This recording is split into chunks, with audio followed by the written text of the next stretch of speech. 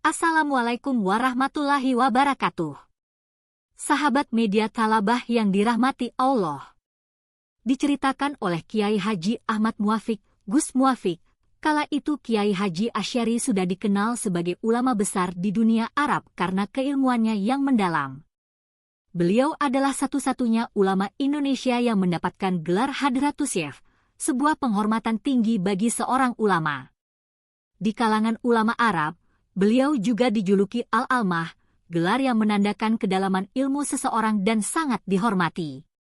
Suatu ketika, Kiai Haji Hashim Asy'ari mengutus KH Abdul Wahab Casbullah untuk mengonsolidasikan para ulama di Arab agar berkumpul dalam sebuah pertemuan penting. Namun, tugas ini tidaklah mudah.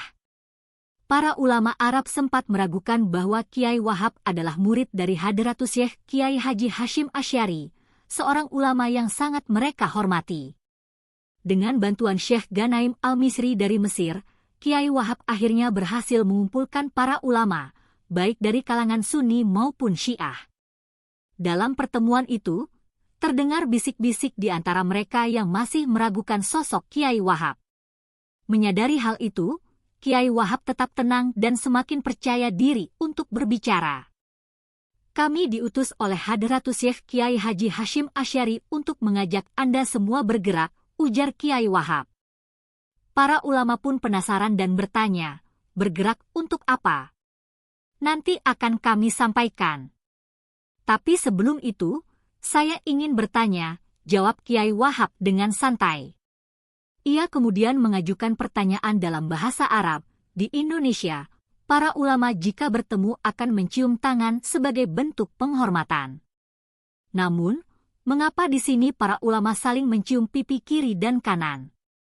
Salah seorang ulama pun menjawab, karena jika pipi kiri dan kanan bertemu, maka kulit yang bersentuhan akan menjadi saksi di hadapan Allah pada hari kiamat. Kiai Wahab pun mengangguk dan menanggapi, oh iya, ya. Namun, ia kemudian mengajukan pertanyaan lain yang mengejutkan. Kalau begitu, apa bedanya dengan semut? Semut juga saling mencium pipi kiri dan kanan ketika bertemu temannya.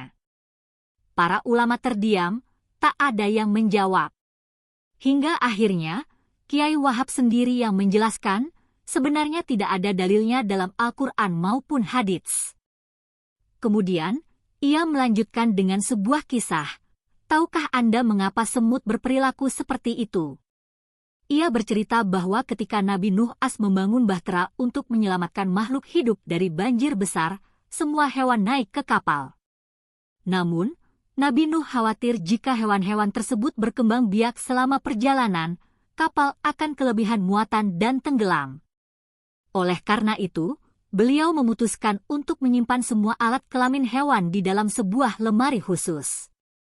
Setelah air surut dan kapal mendarat, hewan-hewan bergegas turun ke daratan. Masing-masing berlari mengambil kembali alat kelaminnya. Kuda, yang pertama kali mengambil, tanpa sengaja mengambil milik gajah, itulah sebabnya alat kelamin kuda besar. Namun, semut sudah terlanjur berlari ke daratan tanpa mengambil alat kelaminnya. Nabi Nuh pun bertanya, ini alat kelamin milik siapa? Para malaikat menjawab, itu milik semut. Sayangnya, semut sudah jauh pergi. Karena tidak kunjung kembali, alat kelamin semut akhirnya dihanyutkan bersama lemari Nabi Nuh. Sejak saat itu, setiap kali bertemu, semut akan saling mencium pipi kiri dan kanan untuk bertanya, apakah kau sudah menemukan alat kelaminmu? Mendengar kisah jenaka ini, para ulama Sunni dan Syiah pun tertawa bersama. Ketegangan yang awalnya ada pun mencair, mereka mulai saling berbincang akrab dan bersalaman. Persatuan yang terjalin dalam pertemuan itu membawa dampak besar. Mereka akhirnya sepakat untuk bersatu dalam menolak rencana pembongkaran makam Nabi Muhammad SAW oleh kerajaan Arab Saudi yang beraliran Wahabi. Berkat persatuan ini, hingga hari ini, makam Nabi tetap utuh dan terjaga. Sekian, dan terima kasih telah menonton sampai selesai. Wassalamualaikum warahmatullahi wabarakatuh.